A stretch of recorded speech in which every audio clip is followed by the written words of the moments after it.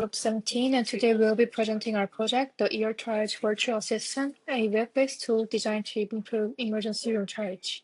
This project takes critical issues in healthcare, overcrowded years, and inconsistency in triage decisions. Our goal is to help nurses make faster, more consistent, and data-driven triage assessment by combining real-time patient input with EHR data. Our team includes Jayan, who led the FHIR API integration and backend data services, and me, Naveen, who focused on LLM-based triage prediction and prompt engineering, and Nate, who developed the front-end interface and backend front-end integration. Together, we built a full-stack system that supports clinical decision-making without interrupting the fast-paced emergency workflow. Emergency departments are a highly pressured environment where every minute counts, yet the triage process remains subjective and inconsistent, and nurses are expected to make quick decisions based on symptoms, vitals, and occasionally incomplete medical histories, all while balancing a heavy workload. Most hospitals use the Emergency Severity Index, or ESI, to assign urgency level. But studies show that 1 in 5 patients are misclassified, leading to delayed care or even critical outcomes in high-risk cases. What makes this worse is the lack of automated access to a patient's full history during triage. For instance, a patient presenting with mild chest pain might be under-prioritized unless the clinician knows that they recently had a heart attack and have chronic hypertension. On top of that, patients often wait around 30 minutes just to see a triage nurse and up to 2.5 hours to see a doctor, despite the fact that triage is ideally meant to be completed in under 2 minutes. This limitation revealed a clear need for a smarter, more consistent triage process, one that integrates context from patient history and support nurses without slowing them down.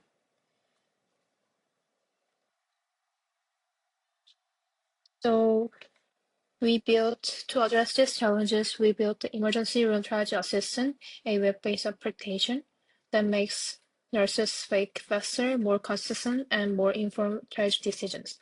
The system supports input a patient's chief complaint and vital signs in real time, while simultaneously retrieving their historical medical health data like medications, condition allergies, and recent lab results via secure integration with a FHIR server. This comprehensive data is then processed using one of two scoring, using the LLM-based method. In the LLM-based method, a large language model analyzes the full clinical picture and suggests an ESI along with a natural language explanation that justifies the decision.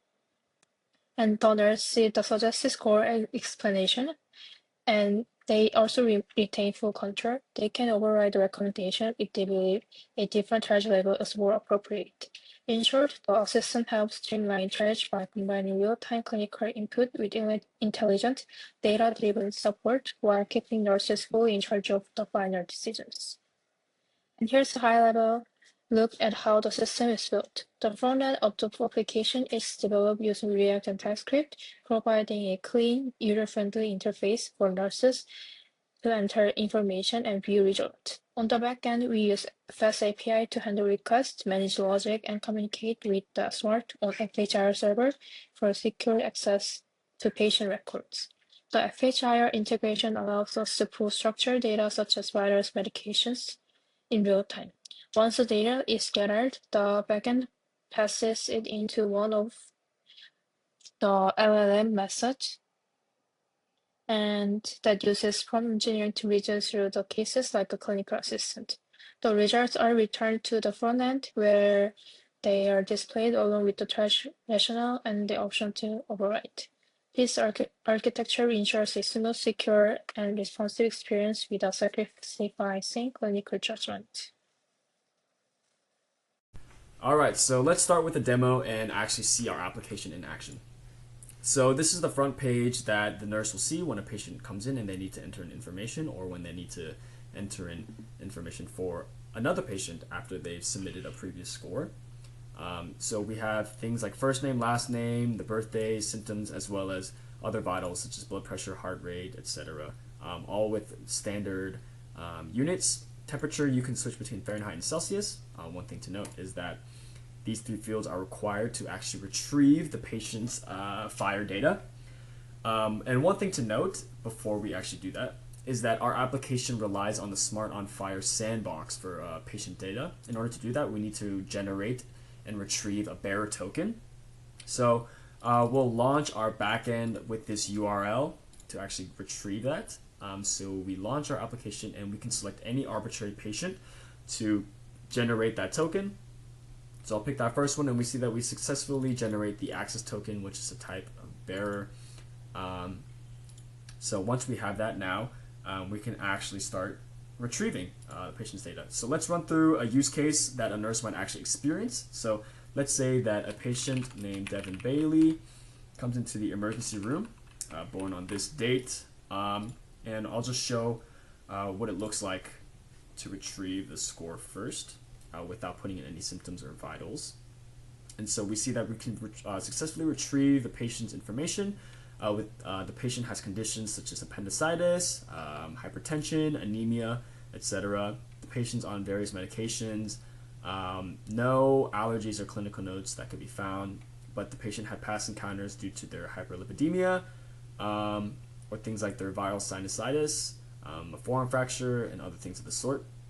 But given the patient's that we don't enter in any symptoms or vitals, this patient medical information can't be used as context for anything, because the patient could be potentially perfectly fine, but just coming in maybe for just like a routine or like an emergency refill for medication.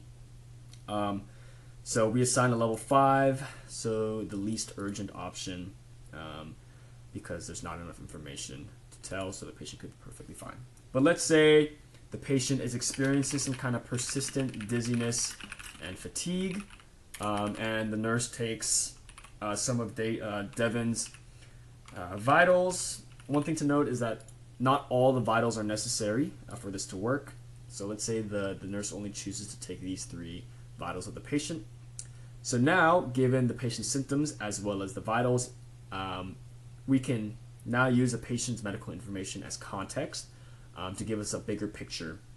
And so with all this, our assistant assigns a level 2 and says that the patient has persistent dizziness and fatigue with hypertension and tachycardia. And so it says that the symptoms and vitals suggest a high risk of deterioration, which could possibly be linked to their anemia or another underlying condition. So given the patient's age and their chronic conditions, an emergent evaluation is warranted to prevent further complications.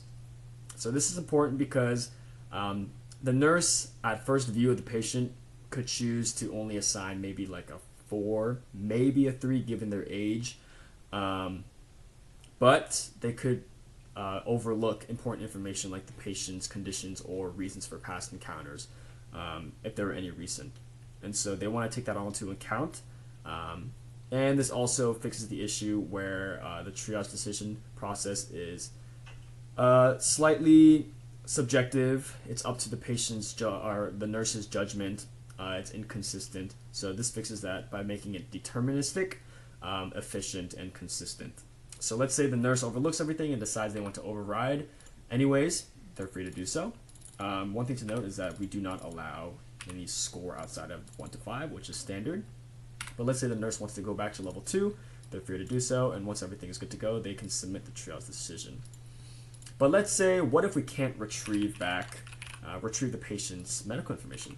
So let's say we have another patient comes in that's also feeling the same thing with very similar vitals.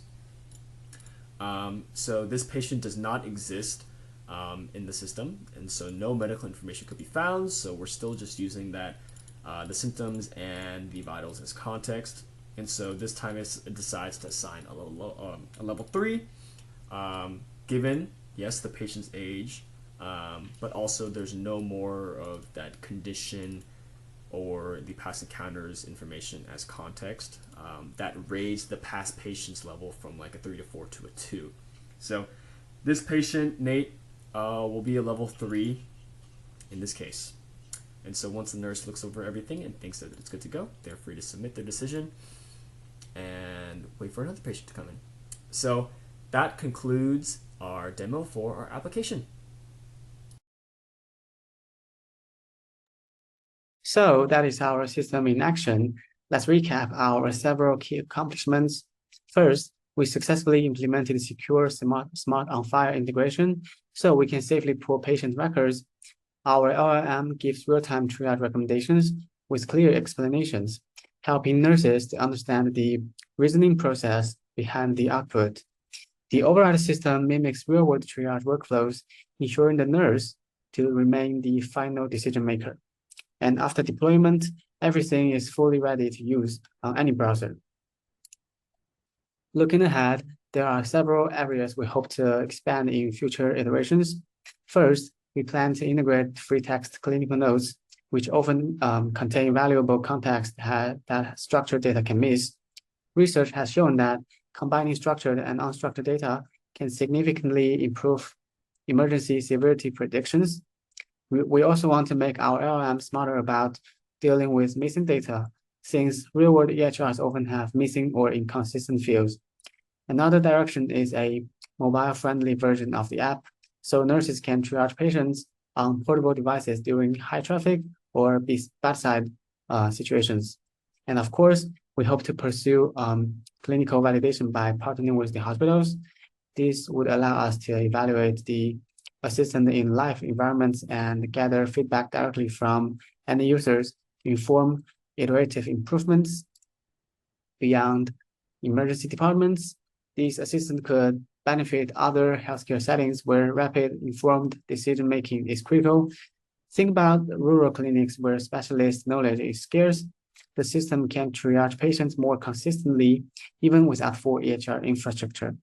The assistant could also be adapted for pediatric or urgent care triage, which have their own special requirements.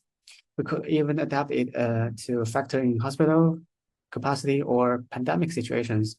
In short, the triage logic we built is flexible and has the potential to be scaled across many care settings. Here are our references, and thanks for listening.